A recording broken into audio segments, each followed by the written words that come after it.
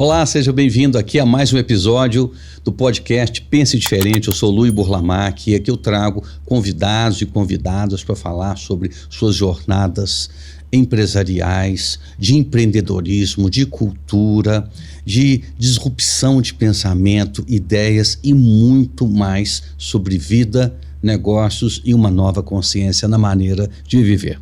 E hoje nós temos um convidado muito especial, onde nós vamos explorar a jornada de vida, nós vamos explorar as coincidências e as sincronicidades com o instinto de tomada de decisão, e nós vamos também explorar como que esse grande empresário, chefe de cozinha, um dos mais renomados chefes de cozinha de Minas Gerais, fez para pivotar toda a história de vida dele e caminhar para a culinária com um absoluto sucesso. Então estou aqui com o Cristóvão Larussa. Cristóvão, um prazer muito grande estar com você, e eu quero já agradecer a sua presença aqui, porque trazer você aqui não foi fácil. Ô Luiz, obrigado pelo convite, de fato não foi fácil. É um prazer enorme estar aqui contigo hoje. Nós temos uma amizade, você tem acompanhado desde há muitos anos o nosso percurso e, de fato, é de segunda a segunda, muitas horas por dia. Eu vi, puxa vida, eu peguei empresários com muitas empresas, mas eu não peguei um especialista talentoso na cozinha com tanta tribulação. Eu falei, tirar ele da cozinha não foi fácil. Então, primeiro, muito obrigado por você estar aqui conosco. E eu quero, que muitas pessoas não te conhecem, né? Então, esse programa ele pode ir para o Brasil inteiro. A sua história começou em Portugal. E eu quero, nesse programa, fazer uma jornada para as pessoas poderem entender como que algumas coisas simplesmente espetaculares aconteceram na sua vida e trouxe você aqui para o Brasil e mudou toda a sua história de vida. Conta pra gente como que começou a sua história em Portugal. Luiz, então eu sou português, de Lisboa, morei a vida toda numa pequena vila de pescadores a 15 km de Lisboa, na margem sul do Rio Tejo, que é Costa da Caparica. Quando tinha em torno de 23 anos, a minha formação, eu fiz arquitetura. Você formou arquitetura, em né? arquitetura. Lá em Portugal. Lá em Portugal. E eu conheci uma grande pianista portuguesa. Não só portuguesa, ela é portuguesa, mas é uma figura mundial dentro da música clássica, erudita, que é Maria João Pires.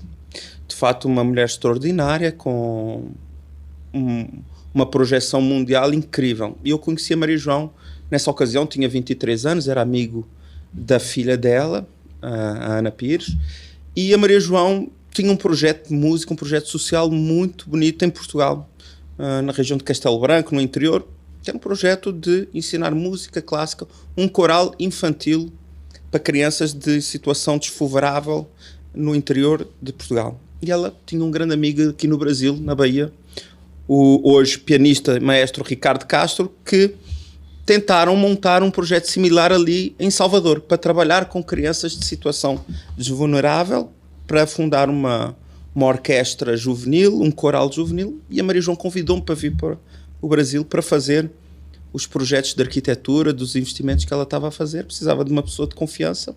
E lá vi eu, com 24 anos. E largou a arquitetura. Foi uma situação engraçada, porque ela liga-me numa quinta-feira. Eu trabalhava num dos maiores ateliês de Portugal, em Lisboa, um ateliê enorme, onde já estava estabelecido para poder fazer uma carreira como arquiteto num grande escritório. E ela liga-me numa quinta-feira, ela estava em Salvador, e diz-me: Cristóvão, vou fazer uns investimentos aqui, quero trazer o projeto para o Brasil, preciso de uma pessoa de confiança para que eu possa fazer os investimentos, faça o projeto e acompanhe a obra. E eu disse: Maria João, eu preciso de um tempo para pensar. Ela assim, mas tem uma questão. Isto era uma quinta-feira. Ela disse: na segunda-feira eu começo uma turnê na Alemanha.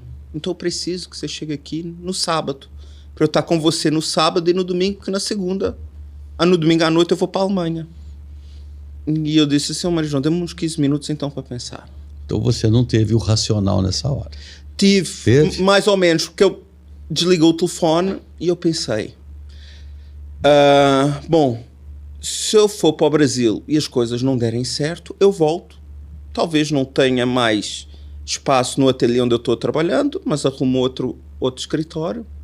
a minha família vai estar aí, os meus amigos vão estar aí, as coisas vão se encaixar outra vez de novo. E se eu não for para o Brasil? Eu vou aguentar o resto da minha vida a pensar como é que teria sido a minha vida se eu fosse para o Brasil? E aí, me conhecendo, a mente irrequieta... Seu coração chamou. Poxa, se eu não for, eu não vou aguentar a minha vida toda a pensar como é que teria sido se eu tivesse ido para o Brasil. Liguei para ela. Disse, Maria João, já decidi. Eu vou. Assim, ainda bem, porque eu já tinha comprado a tua passagem. Ela já tinha comprado. Já tinha comprado a passagem, então de maneira que vim para o Brasil. E 20 anos, né, de Brasil. Um projeto que era para ser alguns meses, 3, 6 meses, viraram 20 anos. Fiquei apaixonado pelo Brasil. Mas você não ficou apaixonado só pelo Brasil? Não, é lógico. Depois eu construí a minha vida toda aqui, né? Tenho a minha mulher, a Ludmila, hoje. Como que vocês se conheceram? Que foi uma cena também muito interessante. Foi. Eu fiquei alguns anos, primeiro em Salvador. Foi uma história também. Tem espaço para contar essa história, Lu? Por favor, porque as pessoas precisam entender sobre as sincronicidades da vida. E como que a gente faz a leitura dos sinais. Todo profissional, todo empresário precisa entender. O universo, ele comunica. Sem dúvida. De forma não lógica e de forma sutil. Quando a gente capta isso, o uso racional e o uso intuitivo, mais poderoso a gente fica. Sem dúvida. Me conta então como foi isso. Então, eu vim para o Brasil com a Maria João, as coisas deram muito certo. Tive um relacionamento muito interessante com a Maria João. Ela convidou-me para ser assessor pessoal dela. Então viajei o mundo inteiro com a Maria João, uma grande pianista, uma grande estrela do piano mundial, nas grandes capitais, nas grandes salas de concerto pelo mundo. E certa hora estava em Londres, ela tinha dado um concerto em Londres e ia para Zurique fazer um concerto na Suíça. E normalmente eu ia à frente para ver se estava tudo ok, enquanto assessor, ia algumas horas, ou um dia, ou 2 dias antes, para ver se estava tudo ok para a Maria João chegar e não ter nenhum tipo de constrangimento. Então lembro que eu estava às 4 da manhã no aeroporto de Gatwick, em Londres. Aliás, tenho que voltar um tempo antes, Luís. No primeiro Natal que nós passámos aqui no Brasil, eu com a Maria João, o primeiro Natal fora de Portugal, não tínhamos onde ir passar o Natal, estava com a família dela e eu tinha ouvido falar em Portugal uns anos antes da ilha de Boipeba, na Bahia. Na Bahia. Fomos para a ilha de Boipeba, a Maria João ouviu falar de um lugar que se chama Boipeba, na Bahia. Um rapaz que eu conheci, brasileiro, há uns anos atrás, falou-me que era um lugar paradisíaco. Podemos ir lá passar o Natal. Então vamos passar o Natal lá em Boipeba. Quando estamos em Boipeba, vamos fazer um passeio de barco em volta da ilha e aparece um Rastafari. Uma figura a vender mel na praia. E vê os gringos acabados de chegar, não é? Os portugueses acabadinhos de chegar ao Brasil e diz, oh, meu irmão e tal, posso ir fazer o passeio de barco com vocês? Eu não tenho dinheiro, mas eu tenho mel, eu vendo mel, eu troco o meu mel para passar o dia com vocês a andar de barco. E a gente, naquela coisa dos portugueses, acabaram de chegar naquele lugar paradisíaco, tudo aquilo fazia muito sentido, e nós, não, claro, podes vir, como é que é o teu nome? Como é que você se chama? Rasvida. Rasvida, um Rastafari, Rasvida, que trocou uma garrafa de mel por um passeio de barco ali em volta, naqueles tuk-tuk-tuk, em volta da ilha do Boipeba. O Rasvida foi embora, a gente nunca mais viu, passamos o dia, deu-nos o mel, enfim. Voltamos então, mais ou menos um ano depois, para a situação de Londres, em que eu estou com a Maria João. Às 4 da manhã no aeroporto de Gatwick, uma fila enorme para fazer o check-in, e eu vejo uma pessoa falar português cheio de malas e tal, e eu assim, poxa, está com alguma dificuldade de comunicação. Às 4 da manhã, chego lá à frente, era o Rasvida. Em Londres. Em Londres, às 4 da manhã, no aeroporto de Gatwick, cheio de saxofones, birimbaus, pandeiros, não sei o quê. Mas, Rasvida, o que é que você está fazendo aqui e tal? Eu ajudei ele a resolver o assunto. E ele disse, não, eu sou guia turístico na Chapada Diamantina, tenho várias namoradas europeias, e então quando dá o verão da Europa eu venho visitar as minhas namoradas, então vim para Londres e estou aí para Zurique. Assim, para Zurique, eu também estou aí para Zurique. E fomos para Zurique no mesmo voo, do lado um do outro, os nossos assentos eram do lado um do outro. Olha que coincidência que não é coincidência. Então nós fomos para Zurique do mesmo lado e em conversa no avião, ele pergunta-me: o que é que estás a fazer agora? Estou com a Maria João, a gente está a fazer os projetos lá, agora focado um pouco mais em bioarquitetura, em sustentabilidade. Estamos a falar isto em 2005, 2006, por aí. E ele me falou: tem um livro muito legal que você vai gostar lá na UFBA, que chama Manual do Arquiteto Descalço. É isso aí que você está querendo estudar, você tem que procurar esse livro lá na UFBA. Beleza. Descemos do avião, nunca mais ouvi o Ras Vida na vida. Nunca mais vi. Esqueci-me do nome do livro, não tinha anotado. A vida seguiu. Certo dia, em São Paulo, a Maria João ia dar um concerto na Sala São Paulo. Ficámos hospedados ali num hotel nos Jardins, perto do Conjunto Nacional, ali da leitura. Eu tinha um tempo, eu disse a Maria João: eu vou ali à leitura, ver uns livros e tal. Ela: tá bom. Isto deve ter sido mais ou menos um ano depois, por volta de 2007. Fui à leitura, no meio daqueles livros todos, tinha um livro a sair para fora. Quando eu cheguei no livro, o arquiteto, Manual do Arquiteto Descalço, na hora veio: nossa, o livro que o Ras Vida me falou no avião, que eu tinha esquecido. Peguei no livro que estava, Luís, palavra de honra, estavam todos os livros organizados, esse estava para fora. Estava para fora. Uma cena de filme. Eu peguei no livro, assim, era isso mesmo que eu estava a precisar. Cheguei ao hotel, fui pesquisar sobre o livro, o autor, e era de um autor holandês, radicado no Brasil há muitos anos, que tinha um instituto ali no Rio de Janeiro, na região de Nova Friburgo, em Cidade de Jardim, se não me engano, ali na região serrana do Rio de Janeiro. Nova Friburgo? Nova Friburgo, onde teve aquele desastre há uns anos atrás, muito grande, e ele tinha um instituto chamado Instituto Tibá, ali perto. E eu lembro que eu consegui uma agenda com a Maria João e fui fazer esse curso de bioarquitetura no Tibá. E durante esse curso fala-se de permacultura, uma coisa que eu nunca tinha ouvido falar, que era design de comunidades humanas sustentáveis, que estava tudo de acordo com aquilo que a Maria João queria fazer aqui no Brasil. E durante esse curso eles falaram: olha, a gente aqui faz a bioarquitetura e tudo mais, mas permacultura no Brasil, a referência é o Instituto de Permacultura e Ecovilas do Cerrado, o IPEC, fica em Pirinópolis. Assim, IPEC, Pirinópolis, pesquisar. Nunca consegui a agenda para... Viajava muito com a Maria João, não conseguia a agenda ali uns dias para conseguir ir fazer um curso lá no IPEC, até que em determinada época consegui ir ao IPEC fazer. E quem estava lá no IPEC nessa época já a morar? A Ludmila, a minha mulher, não é? Foi ali que você se conheceu. Ali a gente se conheceu e eu mudei de Salvador para o IPEC. Terminei a minha jornada com a Maria João, tinha 28 anos, né?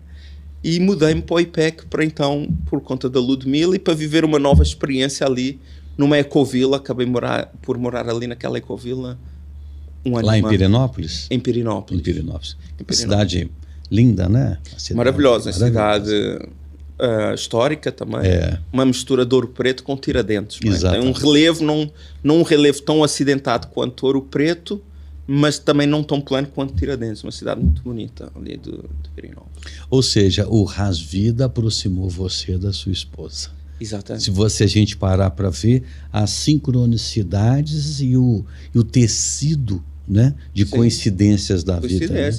E por conta disso eu vim para Belo Horizonte. Terminei o percurso com a Ludmila, com a Maria João, e vim para Belo Horizonte com a Ludmila. A Lud é daqui de BH.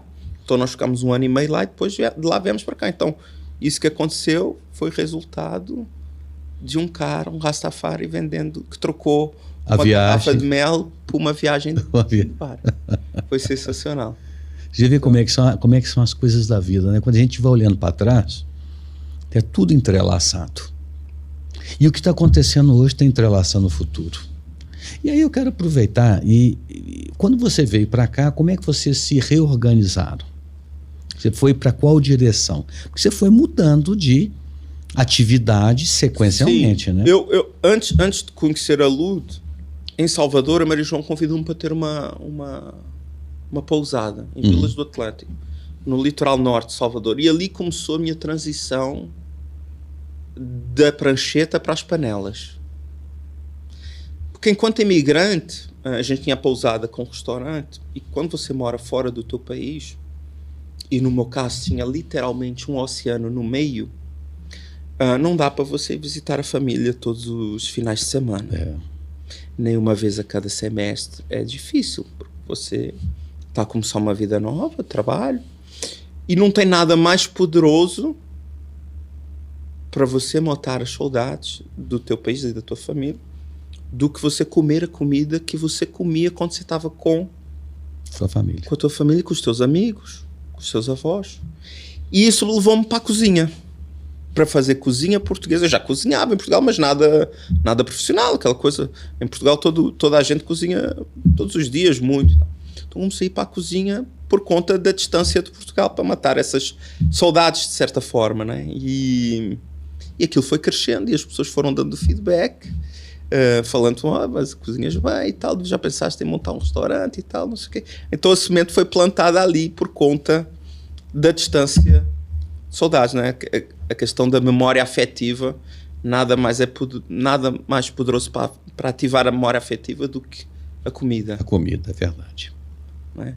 Então ali eu começo a fazer essa transição.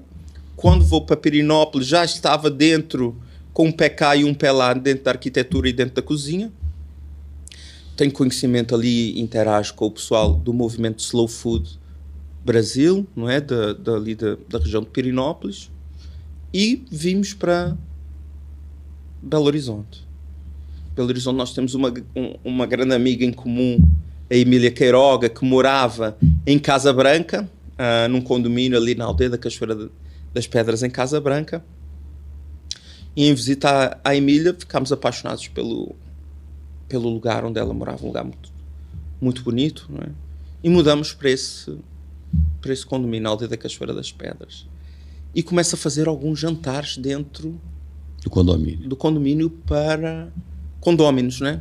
Então os condóminos, tem um cozinheiro português que faz jantares em casa, então começaram a me chamar para fazer. E isso chegou aos ouvidos do dono do condomínio, que me mandou chamar. Assim, estou tramado. Estou fazendo negócio dentro do condomínio, vou-me chamar a atenção. Você é autuado. Eu sou autuado, isso não vai dar. Mas eu, Ludo, olha, eu vou lá conversar com ele, vamos lá ver o que é que vai dar. E cheguei lá, e ele disse-me, você é português? Sou. Eu gosto muito de Portugal e tal. Você é cozinheiro? Sou. Pois é, fiquei sabendo que você está fazendo uns jantares aí em casa de alguns condóminos. É o seguinte, eu tenho muitos lotes aqui para vender ainda. Tenho uma sede social que você está vendo aqui, que é um restaurante todo montado, que não funciona. Eu tenho interesse em ter um restaurante aqui. Você não paga aluguel, paga água, não paga nada. Isto aqui vai ser difícil porque é só final de semana, então é complicado, mas eu quero ter um restaurante aqui. Você quer montar um restaurante aqui? E assim nasceu o Caravela. O Caravela nasceu lá. Nasceu lá desse convite, não é? Para montar um restaurante ali, não é? Então já vai fazer 10 anos agora. Este ano faz 10 anos. Muita gente em Belo Horizonte ia para Casa Branca pro Caravela. Ia para Casa Branca por causa do Caravela. Foi incrível. O Caravela funcionava só sexta, sábado e domingo. À sexta-feira quase não dava ninguém. Um ou outro turista que ia para o Inhotim. E ao sábado e ao domingo ficava cheio o restaurante por conta do lugar, que era um lugar muito bonito, e o restaurante, acredito eu que a comida também era boa. Não, eu não tenho dúvida, eu comi na sua casa e comi também no restaurante. Isso é como eu chegou a comer lá em Casa Branca também. Comi em Casa Branca e comi na sua casa. Você cozinhou um polvo para mim, com camarões. E por lá ficámos alguns anos e tivemos depois uma saída muito traumática do condomínio. Porque ali quando você estabeleceu, muitas pessoas que eu me recordo faziam uma programação de ir à Casa Branca para comer. Sim, né?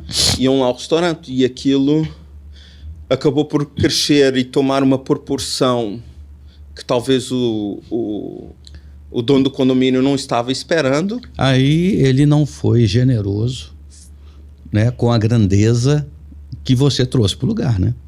De certa forma, no primeiro momento eu tive essa leitura. Porque ele terminou com o nosso contrato de uma hora para a outra, a gente ficou sem lugar para ter o restaurante, né? De um dia para o outro. E você sabe que é aquela velha história do cara que tinha uma vaquinha que dava leite, e vivia do leite, né? A família vivia do leite, tudo, até que um dia um sujeito chegou e falou: puxa, mas você tem uma terra tão grande e tal, o que você vai fazer com ela? Não, mas a gente tem a vaquinha é ótima, dá o leite para todo mundo, a gente vive dela, faz queijo e tudo mais. Aí um dia o cara chegou, pegou essa vaca e jogou ela pelo penhasco. O homem ficou maluco, a família: o que nós vamos fazer agora? Jogaram a nossa vaquinha embora e tal. Passou ali um ano, quando o homem voltou naquele lugar, o cara virou um agricultor imenso, com um poder muito grande, aproveitando as terras e a riqueza que toda que ela tinha. E eu vejo que esse homem fez com vocês foi isso. Ele jogou a vaca de vocês pelo precipício. Lu, a analogia não podia ser melhor. É exatamente isso que aconteceu. Ele cuspiu vocês de lá para o mundo. O restaurante estava assim, voando, Caravela. Muita gente final de semana, e de uma hora para outra, sem motivo, não quero mais o restaurante no meu condomínio. E eu e a Ludmila ficamos assustados, porque aquilo ali era o nosso trabalho. E você não monta um restaurante de um dia para o outro, nem de um mês para o outro, nem de 2 meses para frente. É um processo que demora. Isso foi em que ano, hein, que vocês foram expulsos? Isso foi em 2016, no final de 2016. Vocês foram expulsos em 2016 de lá. Porque vocês foram expulsos. Fomos expulsos. Ele nos comunicou no início de dezembro e falou que até o final do ano a gente teria que deixar o espaço. Foi muito difícil. Num primeiro momento a gente morava em Casa Branca, longe de Belo Horizonte. Tudo bem que os nossos clientes estavam tudo aqui, mas sem capital, porque montar um restaurante também exige um capital que a gente ainda não tinha. Mas vocês tinham uma coisa, Cris, que é o nome. O Caravela já era considerado, mesmo não estando em Belo Horizonte, um bom restaurante português. Sim, de certa forma, sim. E a gente tomou a decisão: bom, não podemos continuar aqui em Casa Branca, porque como é que a gente vai montar um restaurante em Belo Horizonte se a gente mora aqui em casa? Então, a primeira coisa, no primeiro dia, no dia que ele nos comunicou isso, a primeira coisa que eu e a Lud fizemos foi nos colocar num carro e procurar uma casa em Belo Horizonte. Achámos uma casa em Belo Horizonte, mudamos com o Caravela ainda em Casa Branca, então a gente ia e voltava todo dia, mas a gente sabia que o importante é fazer esse movimento de mudar de casa. E o contrato terminou, o restaurante fechou em Casa Branca e nós não conseguimos espaço para montar o restaurante. Só que nessa época em Belo Horizonte havia um lugar ali na Carandaí, perto do Colégio Arnaldo, que era House of Food, Casa da Comida. E era um projeto muito interessante, que era uma cozinha colaborativa. Todos os dias ia um chefe diferente cozinhar. Um modelo muito interessante, mas em termos de negócio não estava tão bom para a proprietária do lugar, porque todos os dias você tinha um padrão de entrega diferente. E a gente tinha feito lá um evento, antes de dar essa confusão toda, já tínhamos feito um evento lá, e ela convidou-me: Cris, por que é que tu não ficas à frente da House of Food e faz um pop-up do Caravela até acharem um espaço para o Caravela? E assim foi. Eu lembro. Eu fui lá. Nós sabíamos, eu e a Luda, a gente tinha essa noção que o Caravela não podia deixar a história morrer, então os clientes precisavam saber que o Caravela está vivo, mesmo que seja num pop-up, mas está vivo, continua a ser vivo. Ele está num riozinho aqui, mas vai para o mar daqui a pouco. É isso aí, estamos aqui. E então o Caravela ficou de fevereiro até junho como pop-up na House of Food, lá na Carandaí. E a gente não achava espaço, era difícil, Belo Horizonte não tinha lugares, nada disso. Tal. Já estávamos num desespero quase a desistir. E um dia de manhã liga-me Carlos Lopes, que era o presidente da Câmara de Comércio Portuguesa, que tinha ido ver, a festa portuguesa tinha crescido muito, precisava de sair da Praça Maria de Dirceu e ir para outro lugar. E o Carlos foi negociar com a Fundação Municipal de Cultura, ali no Museu Abílio Barreto, para levar a festa portuguesa para o Museu Abílio Barreto. E numa reunião que o Carlos fez no museu, no último andar do museu, onde fica a diretoria, viu que tinha um espaço vazio, não tinha ninguém, era um restaurante que estava meio que abandonado, não tinha nenhuma operação lá dentro. E o Carlos liga-me nesse momento em que eu e a Lu estávamos quase a não acreditar que não seria possível montar um restaurante. E liga, olha, Cris, ainda estás à procura de um espaço para montar o Caravela? Assim, pô, Carlos, é tudo o que eu quero, estou desde janeiro, não encontro. Estamos em junho, nada. Então, estou aqui, tem este restaurante, está vazio, funcionou durante muitos anos aqui, o Café do Museu, um restaurante que foi muito famoso em Belo Horizonte, marcou uma época em BH. Não queres vir aqui ver? Eu disse, vou agora.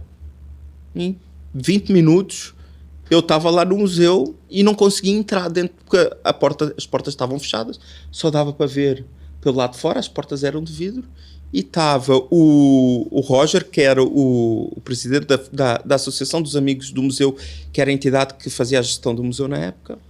Disse, a gente tem este espaço para alugar, mas não dá para entrar porque eu estou sem a chave. Eu disse, assim, eu quero. Mesmo sem ver nada, eu quero. Não vi cozinha, não vi nada. Se tinha casas de banho, banheiros, não vi nada. Eu disse, eu quero este espaço. Eu fico com ele, mas tem um problema, Cristóvão. Tem uma pessoa na frente que já está praticamente fechada. Ficou de me dar o ok até segunda-feira. Era uma sexta-feira. E, assim, aí naquela hora você vai abaixo, né? Você, poxa, me mostrou aqui passou o pirulito, isso, assim, entendeu? Na boca da criança. Na boca da criança e agora fala que não. Mas não é que na segunda-feira o Roger liga-me e diz-me, Cris, já estou com a chave, o restaurante é teu. A pessoa desistiu. Olha só, como é que são as coisas. Sua vida foi toda marcada desse jeito. Fechava uma porta, abria outra. Sempre. E aí eu fui entendendo aos poucos, né? E a entender o jogo, como que as coisas funcionam, e a não desesperar nos momentos difíceis, porque sempre que chega um momento difícil, quer dizer que algo maior está te esperando. Essa é uma maneira ótima de viver a vida. Excelente. E você fez isso. Mas ainda com os desesperos. Que não tem como, né? Mas teve mais. Aí você foi para lá, montou o restaurante lá no Museu Abílio Barreto. Montei o restaurante. E ficou lindo, uma delícia. Um lugar maravilhoso, tudo. E nessa ocasião surge a possibilidade de um novo projeto. Desta vez no Jardim Canadá. No Mercado da Boca do Jardim Canadá, que foi também um projeto que marcou Belo Horizonte nessa nova onda de bares mais descolados, o boteco um pouco mais arrumado, com comida de chefe, onde as pessoas possam estar num espaço seguro e agradável. E então convidam-me do Mercado da Boca para montar um restaurante no Jardim Canadá. Lá no Você montou lá com qual nome? Tasca Lusitana. Ah, é o Tasca. A Tasca Lusitana, no Mercado da Boca do Jardim Canadá, foi um projeto incrível que eu adorei. É uma comida de Tasca, em Portugal, é como se fosse o boteco, então uma comida de boteco portuguesa, né, que foi um projeto muito legal. E lá eu me aproximei de uma pessoa, o Carvalho, Zé Maria Carvalho, que tinha acabado de fechar um restaurante. Ele era meu fornecedor de vinhos para o Caravela, mas eu não tinha um relacionamento assim muito com ele, só um comercial. E eu lá, certa vez na Tasca, na inauguração do Mercado da Boca, porque ele era o fornecedor principal de vinhos para o Mercado da Boca, e estávamos ali antes da inauguração, uma semana antes da inauguração, todo mundo naquela energia acelerada para inaugurar um projeto imenso, igual era o Mercado da Boca, né, que a gente servia ali em torno de 1.500 pessoas por dia. E o Carvalho, o Cris, tá tudo bem? Tá, tudo bem, tô lá no Caravela, estamos lá no museu agora. A gente já tinha uns 8, 10 meses que o Caravela já estava no museu. Em fevereiro de 2018, a gente inaugurou o Caravela no museu em agosto de 2017. E então, eu disse, tá tudo bem lá no Caravela, só que tô com um problema lá, Carvalho. Toda a gente pede-me para fazer leitão à bairrada. Leitão à bairrada é um dos pratos mais icónicos de Portugal. Está dentro das 7 maravilhas da cozinha portuguesa. Só que toda vez que eu faço o leitão à bairrada, eu fico sem forno. É um caos aquela cozinha, porque eu fico com o meu forno travado para soltar o leitão e eu não sei o que. Estou quase para montar um restaurante só para vender leitões. Eu disse, Cris, eu sempre quis ter um restaurante de porco. Acabei de fechar um restaurante, estou com um restaurante tudo montado. E tenho um ponto no Santa Teresa. Não queres montar um restaurante junto? Eu disse, vamos. Chegou pronto. Chegou pronto. Vamos. Pá, é um ponto muito legal, numa esquina muito bonita. Eu já tenho as mesas, tenho tudo. Então, vamos lá ver. E pronto. Aí surgiu o Capitão Leitão. O Capitão Leitão no Santa Teresa nasceu dessa forma. Olha só, numa oportunidade. Numa oportunidade que chegou, eu não tava... Eu tinha a ideia, bom, daqui a pouco já tô de saco cheio quase de fazer os leitões aqui, porque atrapalha uma operação. É um produto muito bom, mas que não cabe dentro do Caravela. E do nada chega. E o modelo do Mercado da Boca lá em cima não funcionou tão bem, né? Não funcionou. Eles desceram, reformularam e pegou, né, na cidade. Pegou. Teve que fazer algumas mudanças, né? Acho que foi um aprendizado muito duro para os primeiros operadores do Mercado da Boca. E para os gestores também, né? Mas acho que depois conseguiram identificar os erros e ajustar o formato. Porque era um modelo importado de Portugal, né? Então, assim, Portugal teve talvez o primeiro grande mercado, assim, no Ocidente, gastronômico, era o Mercado da Ribeira, o Time Out Market em Lisboa, que inspirou esse modelo para vários lugares, principalmente aqui no Brasil.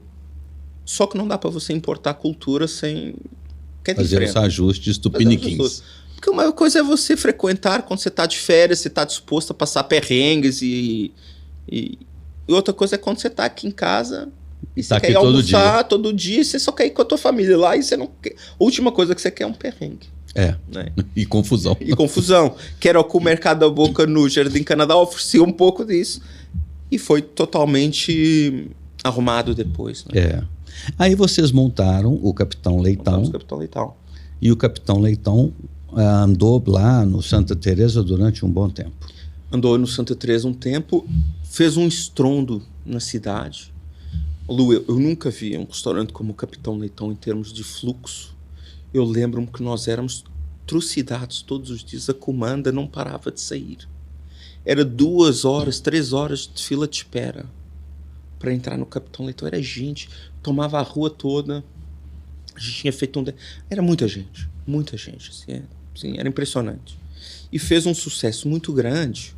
E nós inauguramos o Capitão Leitão em agosto de 2019.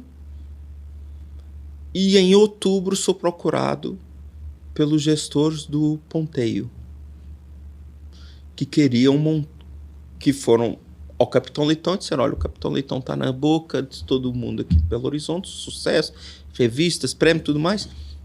Nós queremos que você fosse até o Ponteio para montar um restaurante, o Capitão Leitão, dentro do Ponteio. E eu, vamos conversar, vamos lá ver o espaço que vocês têm e tal, tudo bem. E eu fui com o Carvalho, né? Nós éramos sócios, fomos lá ao Ponteio, tinha 2 lojas, e eles mostraram, eu vi as lojas, e quando estou a descer a escada rolante para ir embora para o estacionamento com o Carvalho, disse, Carvalho, Capitão Leitão aqui não dá. Capitão é um restaurante de rua, não tem nada a ver. O shopping é até agradável, eu não conhecia o fluxo do Ponteio, mas sempre que eu falava com as pessoas diziam, o cinema é muito bom, shopping simpático, tranquilo e tal. Sim, o Carvalho, o Capitão não dá. Mas eu tenho um projeto na minha cabeça que eu nunca falei com ninguém, que se aceitar a gente monta e apresenta para o Ponteio. E aí eu disse, vamos montar um restaurante que só tem lenha para cozinhar. Não tem gás. Cozinha de fogo. Cozinha de fogo raiz. Primitiva. Vamos cozinhar como quando o homem começou a cozinhar quando dominou o fogo. Pré-invenção do carvão. Se a gente considerar que o carvão é uma tecnologia, um avanço tecnológico, talvez dos primeiros ali que o homem dominou, né? Vamos cozinhar da mesma forma que se cozinhava antes de se inventar o carvão. Lenha. Só lenha. Sem carvão, sem gás, sem equipamentos elétricos, nada. Só carbono queimando e a gente cozinhando. E aí nasceu o Turi. Turi significa fogo em tupi, uma homenagem que eu quis fazer também aos povos originários do Brasil. E você saiu pesquisando o mundo para montar o Turi no período da pandemia. Não, foi antes? Ou foi 3 meses antes da pandemia. Foi antes da pandemia que você saiu viajando? Uns 2 meses antes, 1 mês antes da pandemia, em novembro e dezembro. Eu lembro que você ficou uns 2 meses viajando o mundo. Foi. Como é que foi isso? Então, a gente montou o projeto, chamei a diretoria do Pontei, disse, olha, tá aqui o projeto, mas não tem... Aliás, primeira reunião foi com a comercial, disse, olha, eu tenho aqui o projeto, mas não tem orçamento. Não tem Capitão Leitão. Eu disse, como assim não tem Capitão Leitão? Não, pera, deixa eu te apresentar o projeto que a gente tem. Aí fui mostrando, e assim, não, pera. Ligou para o superintendente e disse, não, Rafael, termina a reunião que você tem que ver o que é que eles estão trazendo, que não é Capitão Leitão. Aí eles ficaram encantados. Foi a primeira vez que a gente teve que a gente não teve que botar a mão no bolso para montar o restaurante. Eles apostaram em você. Eles apostaram na gente. E adoraram o projeto, e eu precisava entender como transformar a experiência do fogo, que não fosse parrilha, numa experiência de alta gastronomia. E aí eu fui rodando vários países e vários continentes, num trabalho de pesquisa que durou uns 2 meses. Fui trabalhar para a Austrália, para um restaurante referência mundial em Sydney, talvez a grande referência do mundo, que é o Fire Door, em Sydney, com o Lennox Hasty. Trabalhei durante algum tempo com o Lennox lá. Depois fomos para Singapura, tem alguns restaurantes lá também com esse mesmo conceito. Estamos a falar em 2019, novembro, dezembro. Eu lembro que a gente estava na Austrália, já ouvia falar de uma doença que estava a atacar ali na China, mas ainda estava ali restrita. Essas notícias nem chegavam ainda aqui no Ocidente, estava bem restrita ali aquela região da Ásia.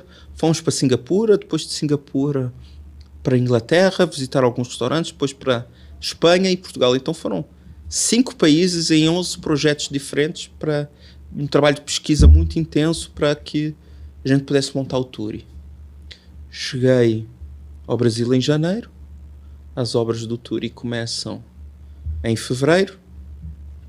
Em março, toda a gente sabe o que é que aconteceu. E o Turi se transformou, se eu não me engano, num dos melhores restaurantes do Brasil. Foi. Não foi? O Turi, com 1 ano, foi um projeto totalmente inovador. Na época, ninguém falava de cozinha de fogo. Para valer mesmo, sem fritadeiras. Talvez tenha sido o único restaurante, ou talvez o primeiro restaurante do Brasil sem fritadeiras. Penso que o país que todo mundo gosta de um pastelzinho, de uma batata frita, a gente não tinha fritadeira no Turi. Então talvez tenha sido o primeiro restaurante com um conceito tão forte e tão genuíno no Brasil. E com isso ganhamos uma visibilidade muito grande aqui dentro do Brasil.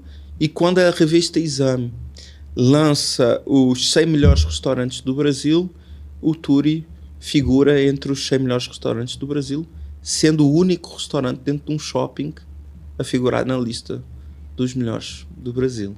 É um espetáculo. Eu fui no Turi várias vezes e era um cardápio realmente assim, num padrão internacional, né? Nós tínhamos um restaurante internacional para valer em Belo Horizonte, que eu até disse para você, esse restaurante é um restaurante que vai funcionar em São Paulo.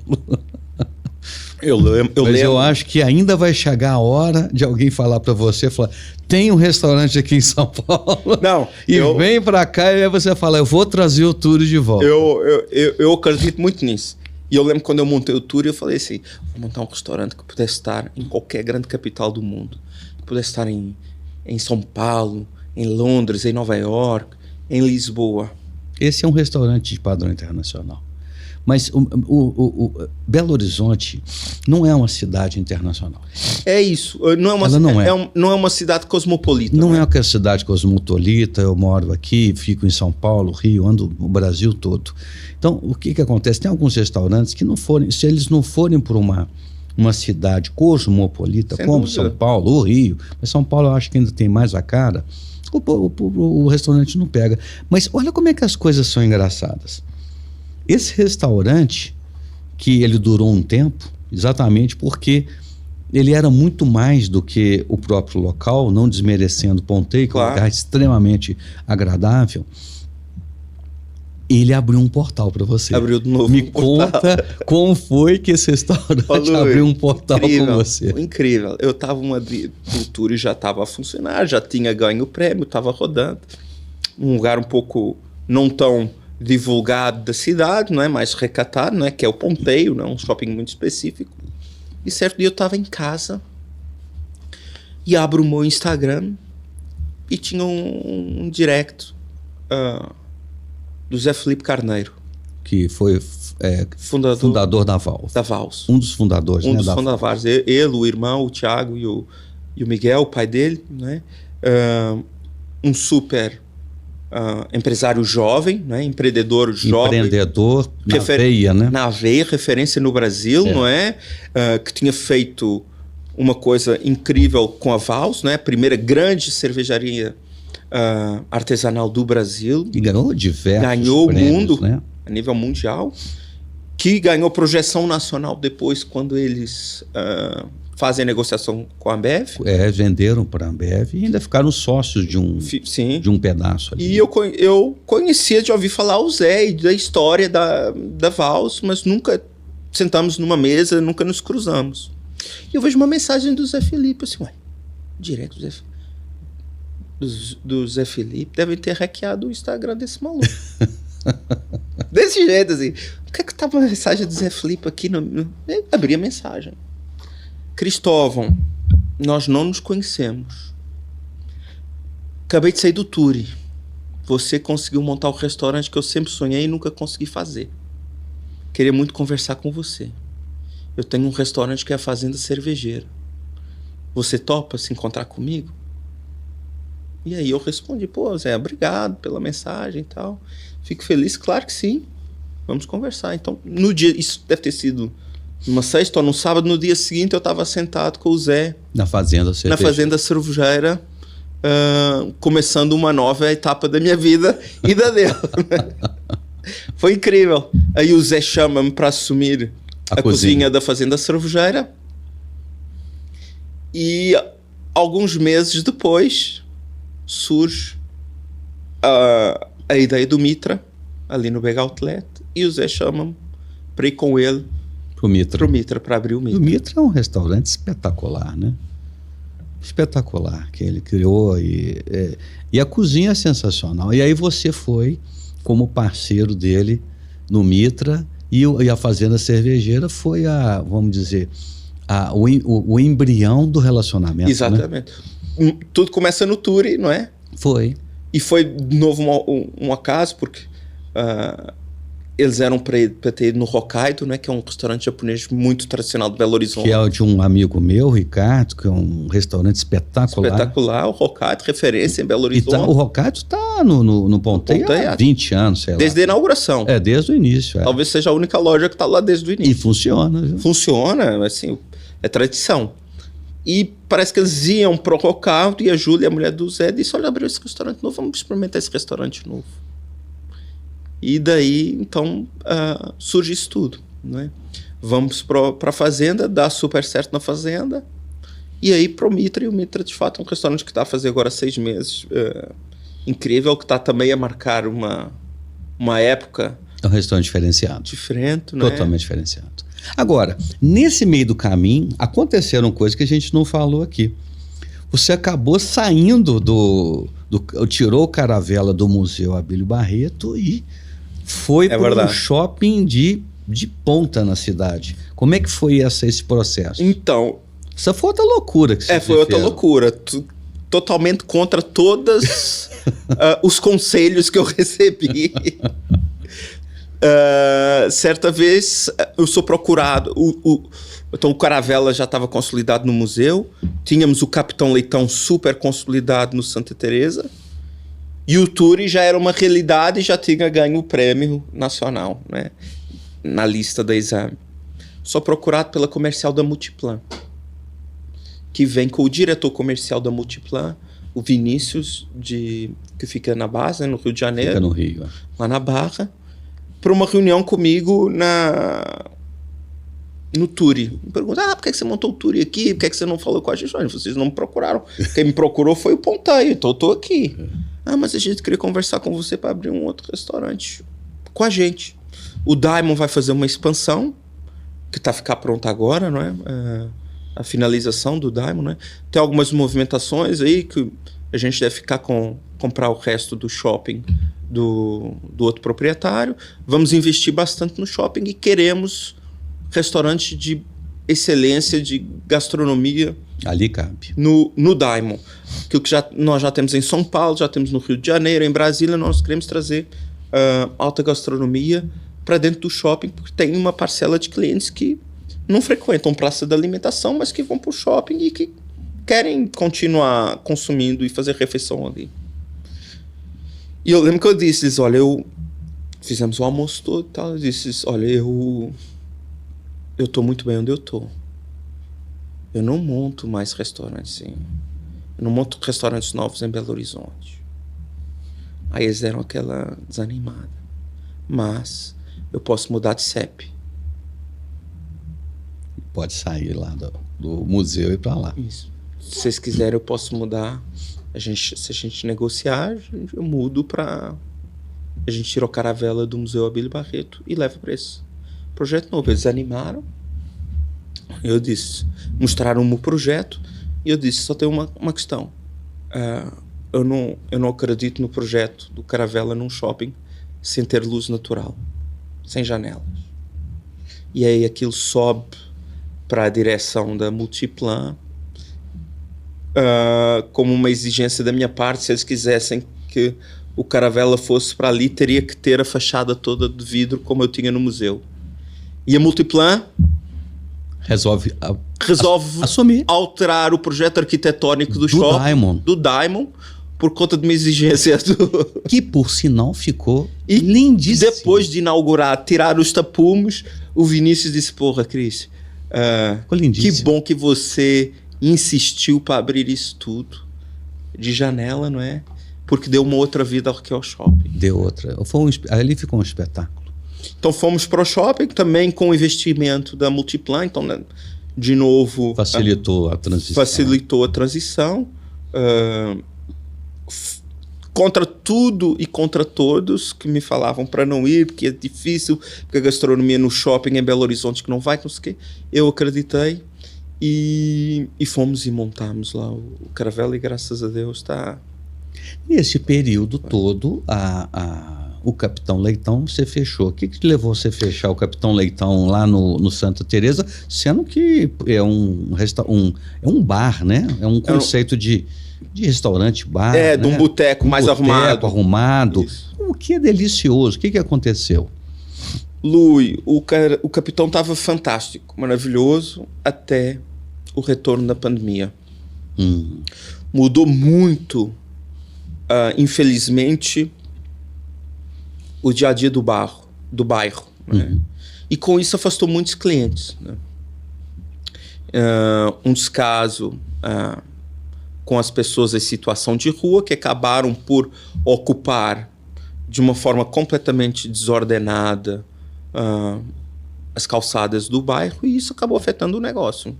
Infelizmente... O local já não era tão mais seguro e saudável para o negócio. Exatamente. Cliente sendo importunado toda hora na calçada, problemas de segurança que o bairro começou a enfrentar, e a gente viu que não fazia mais sentido. Aquela magia que o bairro tinha começou a ser um pouco ofuscada por conta dessa situação. Apesar que poderia ser uma situação momentânea, mas não teve os olhares do poder público como deveria ter tido, e a gente decidiu tirar o Capitão Leitão. E como eu ainda tinha o espaço do museu vago, alugado em meu nome, o Caravela já tinha mudado de lugar e o museu ainda não tinha entregue, porque eu tinha contrato até o final do ano. Eu falei com o Caravela, vamos levar o Capitão para o museu, vamos tentar. Não tem muito a ver, mas vamos tentar. E, de fato, a gente não gostou do Capitão no... O local não tem a ver com a cara, né, do Capitão, que é mais descolado, né? É mais descolado, o museu é um espaço muito bonito, clássico, muito refinado, e o Capitão não tinha nada a ver com aquilo. Para além disso, a gente tinha a dificuldade dos fornos a lenha. E aí, decidimos encerrar o Capitão Leitão. Decidimos encerrar o Capitão Leitão, mas não dá. O Capitão maravilhoso vai ficar na prateleira. Em algum momento há de aparecer. Tem o Capitão na prateleira. Botamos o Capitão. Tem o Touring na prateleira. Isso. Tem umas prateleiras aí. Não, tá tudo na prateleira. Não, já não tá tanto. Não, né? Já não tá tanto. Porque o Capitão Leitão, certa vez vou almoçar no Cabernet Botequim, ali na Savassi. Passa ali do lado da Dona Derna. E tem uma mesa com alguns clientes nossos do Capitão Leitão a almoçar. E eles dizem assim, porra, Cristóvão, fechou o Capitão Leitão, a gente ia lá toda semana, estamos aqui a almoçar hoje no Dona Derna, era para estar lá no Capitão, fechaste o Capitão Leitão, estamos à procura de um espaço. Sim. Você quer conversar com a gente? Eu ia só almoçar. Eu ia só almoçar. Como as coisas acontecem. Eu ia só almoçar. Não, converso, mas por que não? Vamos conversar. A gente gosta muito do Capitão, gostamos muito do teu trabalho, a gente conhece o Caravela, o Turi, vamos conversar. Vamos. Acontece que era um grupo de empresários, dono da operação da Pizza Hut no Lourdes, descontentes com a operação com a franquia, e convidaram para que a gente abrisse o Capitão Leitão no Lourdes. E aquilo para mim foi assim, ouro sobre azul, porque acho que é um ponto muito nobre. Ali é um ponto espetacular. É o ponto de referência em Belo Horizonte, né? Eu brinco que ali é os botecos todos estão o ali, Triângulo das Bermudas. Então você tem grandes restaurantes como o Tasse de Vin, D'Artagnan, o Gluton. Agora você tem o Nino, um grande grupo de gastronomia de São Paulo que veio ali do lado. Você tem o Tizé, que é a referência de boteca ali aqui na Zona Sul, não é? Mas não tem nada de porco ali. Não tem nada de porco. E com a nossa proposta de boteca arrumado também não tem. Porque você tem o Tizé, que é mais boteco, não é? E os outros são restaurantes onde você vai arrumado para não descolados, não com aquela proposta de um happy hour tranquilo, mas com alta gastronomia, que trabalhasse o porco, não é? E então, assim, aquilo casou muito bem. Estamos agora na fase de implementação. Quando é que ele vai estar inaugurando? No Lourdes. O Capitão Leitão inaugura... Fevereiro? Não, se Deus quiser, até o final do ano. Dezembro. Exatamente. Já estamos na fase do projeto e aí é... Essa entrevista nossa, ela vai acontecer... Ela vai ao ar provavelmente em janeiro. Então nós já estamos falando... Eu espero que a gente já esteja falando... Já está falando do passado. Do passado, exatamente. Provavelmente neste momento já podem ir comer um leitãozinho lá no Lourdes. Assim espero. Não, mas ali era uma delícia. É um espetáculo. E me conta uma coisa. E que outros projetos você tem? Ou é isso daí? Não, aí nós acabamos por... O nosso contrato no Ponteio terminou em outubro. Nós não estávamos muito satisfeitos com a operação lá. Encerramos o contrato no Ponteio, encerramos a sociedade, e com o sucesso do Mitra, os donos do Big Outlet, né, onde fica o Mitra, me propuseram abrir um restaurante do lado do Mitra. Então, vamos abrir ali o Pastos, uma parrilha. Então, Pastos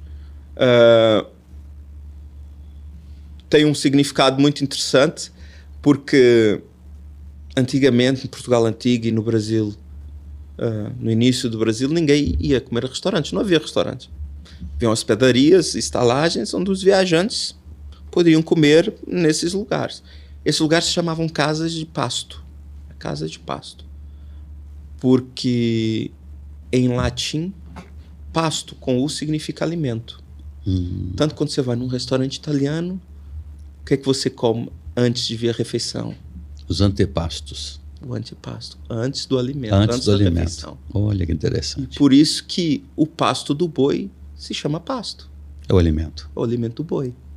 Então nós vamos abrir uma parrilha que se chama Pasto, que traz esse poder, essa força dessa palavra do latim, que tem na sua origem o alimento das pessoas, mas também o alimento da principal proteína que nós vamos servir ali. Então o Pasto vai inaugurar, se Deus quiser também, quando nós tivermos Com o programa no ar já virou passado. Já virou passado.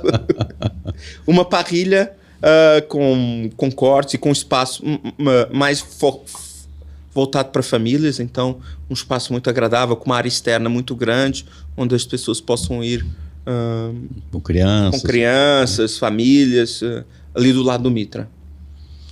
Maravilha. E você vai estar, então, olha só, quantas coisas aqui você hoje foi proporcionado no seu leque de negócios quando você foi cuspido lá de Casa Branca. Você tem o Caravela no Diamond, você está com o Mitra, né? Com parceria com o Zé, a Fazenda Cervejeira na cozinha, o Capitão Leitão em Lourdes e o Pastos também. 5 projetos. 5 projetos. E ainda tem o Turi que está na gaveta. E tem o Turi que está na prateleira. Está na prateleira, porque o Turi não é para aqui. Exatamente. O Turi é para São Paulo. Exatamente. Vai chegar a hora. Eu vou deixar isso aqui registrado, falar, o Lui falou isso lá atrás. Né? Ô, Cris, e eu queria, aproveitando ainda nesse quase momento final nosso, que você pudesse, assim, trazer também um pouquinho sobre o significado do alimento. Porque eu conheço que você não simplesmente prepara os pratos não só pelo sabor, mas pelo significado que estão por trás. Você poderia, por exemplo, falar de 1, 2 pratos ou 3 que ilustram bem essa filosofia sua culinária? Sim, eu digo que sempre quando as pessoas vão ao restaurante, não pode ser... Lógico, a função principal do restaurante é alimentar as pessoas, né? Mas ela vai além das calorias. Não pode ser a caloria pela caloria.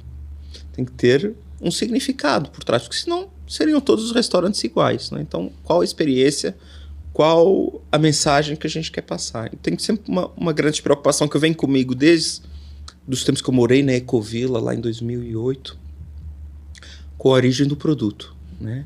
Então, a cadeia produtiva, de que forma que o restaurante está encrustado e faz parte e é responsável da cadeia produtiva que ele escolhe estar. Você escolhe e você pesquisa, estuda e monitora seus fornecedores. Sem dúvida. Você não compra de qualquer um. De forma alguma.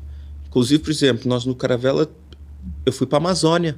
Fiquei 10 dias na Amazônia acompanhando pesca de pirarucu, para entender a cadeia produtiva. Você vai no Caravela hoje, come a cataplana de um pirarucu pescado por comunidades ribeirinhas. O prato que você está comendo está fazendo a diferença nessas comunidades que moram em palafitas, que precisa comprar gás para andar nas canoas. Porque você sabe a cadeia produtiva toda. Então tudo, assim, a carne bovina também, nós hoje temos um parceiro espetacular, que é a Moink, que são de 2 irmãs, que em 7 Lagoas tem uma fazenda de Angus. Fui visitar a fazenda, as novilhas muito bem tratadas, com bem-estar animal, com comida toda como deve ser, assim. Então tenho uma grande preocupação da cadeia produtiva onde eu estou inserido. Eu me lembro, você pesquisou muito sobre fornecedor de porco, que foi difícil encontrar um muito bom. Muito bom. Nós hoje temos também o Matuto, né, um fornecedor de porco espetacular, também porcos criados soltos com bem-estar animal. E a gente tem a preocupação de transmitir isso para o cliente que vai no restaurante, para que saiba que ele é o final de uma cadeia produtiva, que aquela escolha que ele fez tem um impacto lá na ponta no produtor, não é? E a gente tenta encurtar o máximo possível essa cadeia para que o produtor seja mais valorizado e que eu consiga entregar um produto de melhor qualidade para o nosso cliente, né? Então, você é um arquiteto da culinária, ainda não com os pés descalços. Eu digo que eu não... Mas despido para as oportunidades. Sem dúvida. Se a gente for olhar... Uma mente sempre de pesquisa, eu digo que eu jamais seria o mesmo cozinheiro se eu não tivesse sido arquiteto antes. Que o treinamento em arquitetura me trouxe esse lado da pesquisa, de estar sempre procurando para a cozinha, né? Então foi muito importante na minha carreira de cozinheiro ter sido arquiteto. Que bacana. Ô Cris, eu queria te agradecer muito você poder contar um pouquinho das suas aventuras e desventuras em série, né? Na vida, e como que o sincronismo e a gente está conectado com os momentos, fazem a gente tomar decisões e escolhas que são de grandes mudanças, e você fez isso e ainda vem fazendo, porque você está conectado, simplesmente conectado com tudo.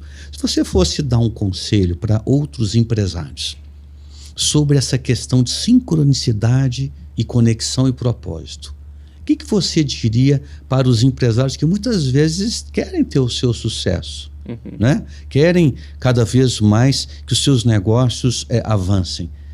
Como é que você coloca algumas orientações ou dicas, ou o que você aprendeu nessa jornada sua, na sua vida, sobre sincronismo, sentimento, propósito, sincronicidade e escolha? Eu diria, a primeira coisa, não desesperar, que o tropeço faz parte do crescimento, né? Então, assim, às vezes a gente pode achar que alguma coisa deu errado, mas só deu errado e a gente só tem essa visão porque está muito próximo do acontecimento, né? A gente está numa visão muito em cima. Que as coisas vão... Se aquilo aconteceu é porque algo maior vai vir. Não entrar em desespero, e que as coisas grandes vêm porque a gente está preparado para elas. E a gente tem que estar preparado para quando elas chegarem. Então, assim, antes eu desesperava bastante, né? Porque você ainda não entender, eu ainda não tinha entendido como é que as coisas funcionavam, né? Então eu diria principalmente isso. Espírito tranquilo, que vai dar tudo certo, e que o momento difícil que a gente está passando faz parte, porque sem ele não dá para subir os outros degraus. Com certeza. Mais uma vez, muito obrigado pela sua participação e a generosidade em contar um pouquinho da sua história. Vocês puderam ver hoje aqui a fantástica história de sincronismo, de oportunidades, né, do Cristóvão Larussa, e desde a jornada dele em Portugal até chegar no Brasil e se transformar num grande chefe de cozinha no nosso país. Conheça os restaurantes dele, cada um tem a sua particularidade. E se você gostou desse podcast, do Pense Diferente, esteja aqui comigo, curte, compartilha com os amigos, se inscreve no canal, para que a gente possa estar sempre trazendo para você pensamentos mais abrangentes, disruptivos, e trazendo a diferença, porque se você pensa de forma diferente e faz a diferença, certamente o universo abre ainda mais para você, para a sua carreira, para os seus negócios. Até o próximo episódio.